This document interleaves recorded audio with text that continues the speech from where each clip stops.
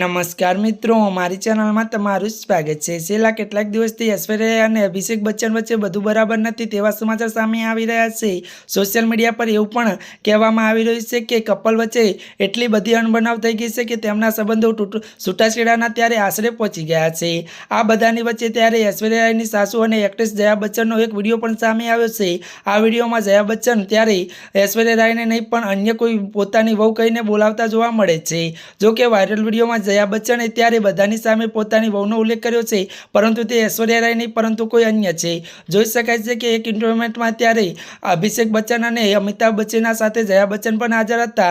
અહીંયા ત્યારે મિત્રો જયા બચ્ચને બધાની સામે કહ્યું કે ત્યારે અણબધી ત્યારે કપૂર અને બબીતા કપૂરના અમારા પરિવારનો નવો હિસ્સો બનવા જઈ રહ્યા છે। ત્યારે અમારી આવી ત્યારે ભાવિ વહુ એટલે કે કરિશ્મા કપૂર આ પછી જયા બચ્ચન કરિશ્મા કપૂરને ગળે લગાવે છે અને પછી કરિશ્મા અમિતાભ પાસે જાય છે।